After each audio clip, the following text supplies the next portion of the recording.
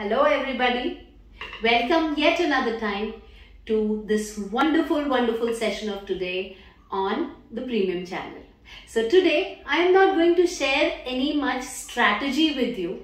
Every week I come up with one or the other strategy for you. How do you teach this? How do you teach that? The calendar, the time concept, money, so on and so forth. So today's class I thought of doing a little different. So basically we are going to talk about a very important concept today, which on the face of it may not have anything to do with autism, but actually is an extremely important tool for effective parenting of autism. Yeah, I am talking about physical exercise. Now, you might just be surprised that what has physical exercise got to do with autism. Okay, wait a minute. I am not talking about the child doing physical exercise, getting less hyper, sitting down. No, that's not what I'm saying. That goes without saying. You know, we have to get the hyperactivity element out. We have to get the kid to be exercising. All of that is fine. I am talking about the mothers exercising. Now, you might just say that what nonsense. Whether I exercise or not, how does it matter to my kid's autism? Now, hear me out. This is how it matters. When you go and you break some sweat in the gym, okay, or you run, or you do anything which is not very easy, and I am not talking about doing some very easy exercising, walking at 4 kilometers an hour for half an hour. No, that's not what I'm saying. I'm talking about lifting some real metal, okay? Maybe, you know, weightlifting, powerlifting, if you're not doing that, okay?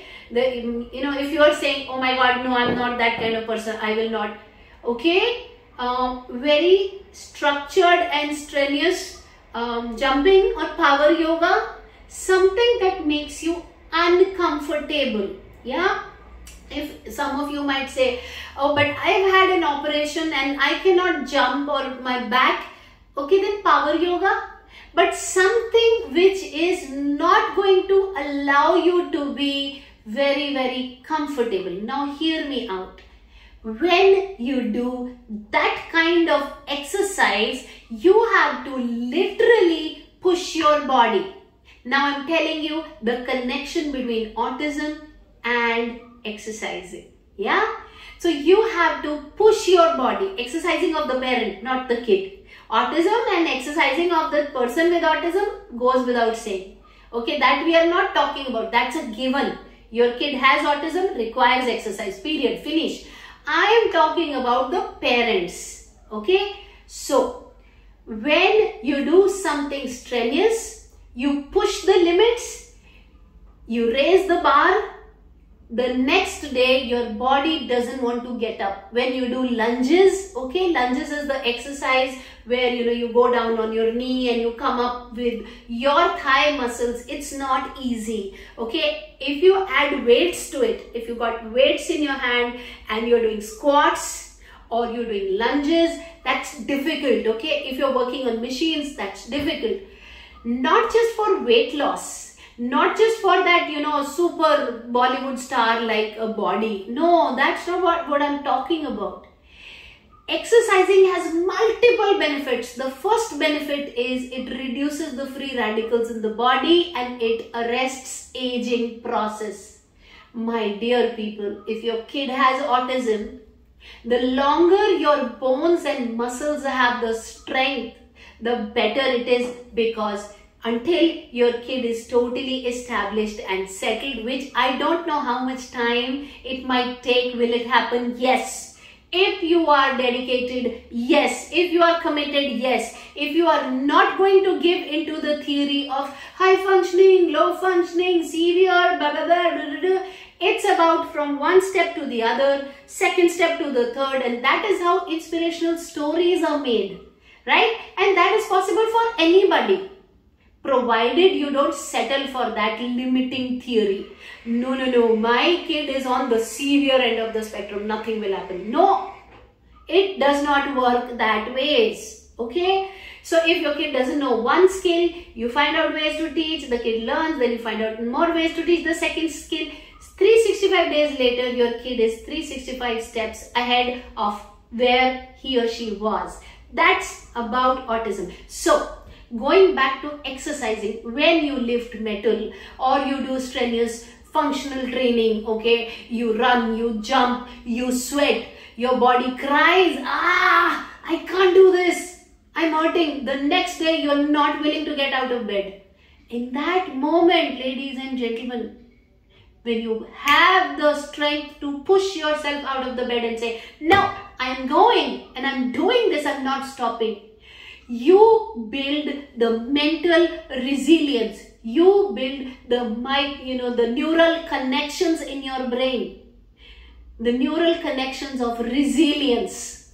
That's the word. This is where it is connected to autism. So when you have a big tantrum coming up, okay, there is an extinction burst.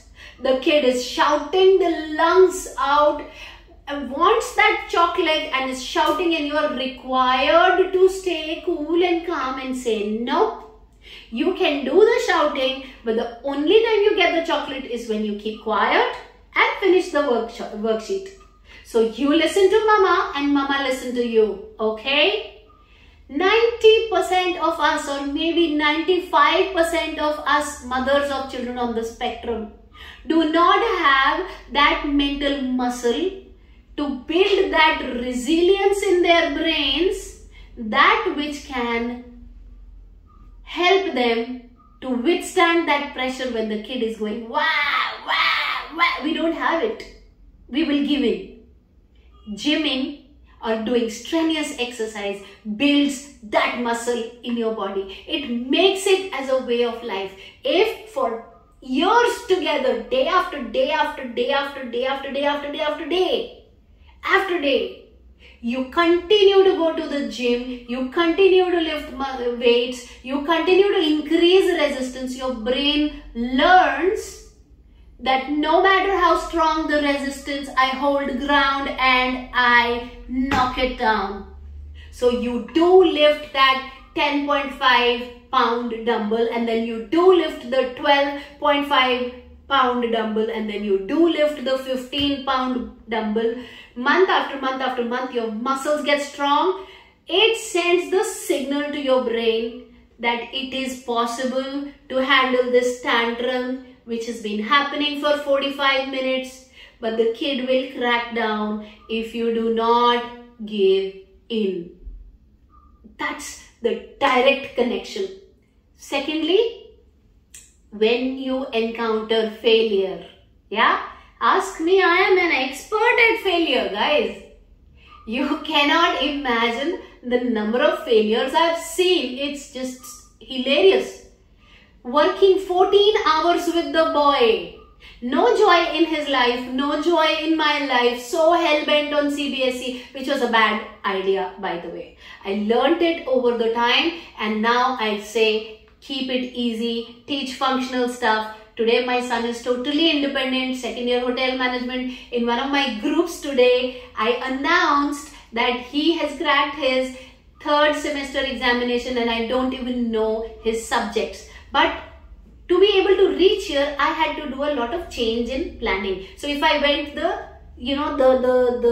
very, very focused CBSE or ICSE way, this wouldn't have been possible. So CBSE is not a very good idea for our children. It really makes them suffer. So back then, I've had such failures where we worked 14 hours at a stretch for 2 months at a stretch. No Saturdays, no Sundays. That's all we did. People went out, we studied math. And you know what? The score was 1.5 out of 80. I would have killed myself in that very, very fragile moment if I did not have the support of this ongoing. It felt to me in my body like as if I had tried to lift a 40-pound dumbbell and it fell on me. But what do you do when the dumbbell actually falls on you? It should never happen to anybody. It can be fatal. But the feeling was like that. It was so heavy. I cannot lift myself after this fall of 1.5 marks out of 80 in half-yearly examination in math, and my kid looking at my face. I can't even scold him. The level of difficulty of the questions was insane. And how hard he had worked. He had given up on his outings. And I felt guilty. For him, for myself, I felt sorry. I wanted to kill myself. But I survived that moment because I was surviving picking up weights every day, and my brain had got used to saying, oh no Rajni, we don't give up, we don't give up. Okay, fine, we will try a little more tomorrow. Fine, today you could not do 12 and a half, tomorrow we'll try.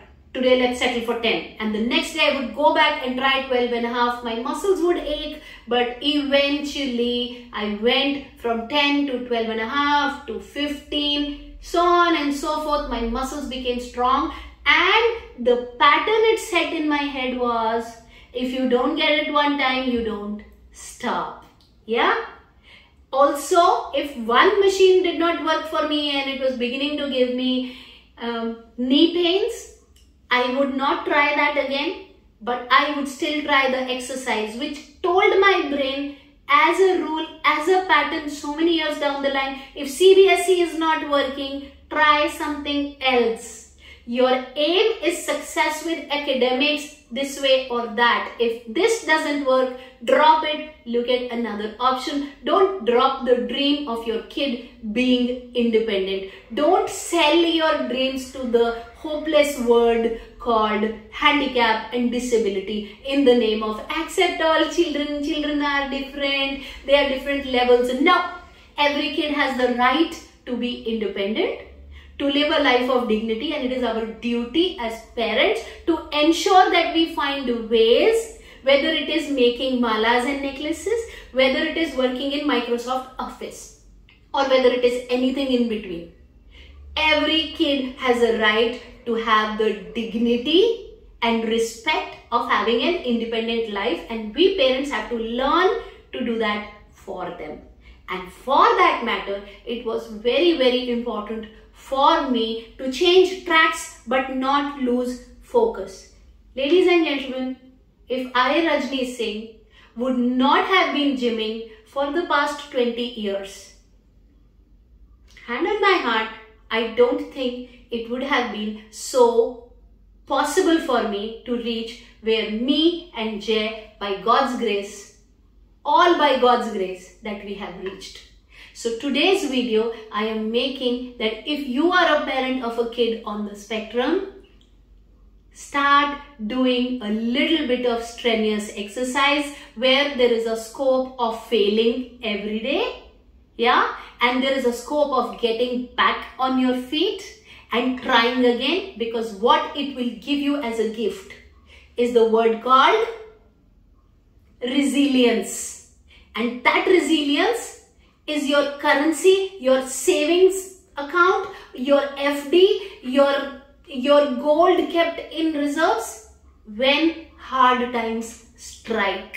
So you will use this currency of resilience to hold your fort and continue to work until you crack it. So on that note, I hope anybody listening to this message decides in their head and goes and hits the gym the next day.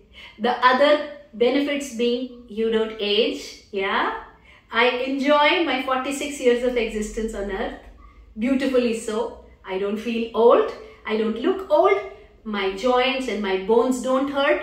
I am young at heart, yeah, and I will live much longer in a healthy way because I am exercising a healthy lifestyle. My life, my body, my face is free of toxins because I sweat it in the gym, yeah. On that note, thank you so much. May each kid win.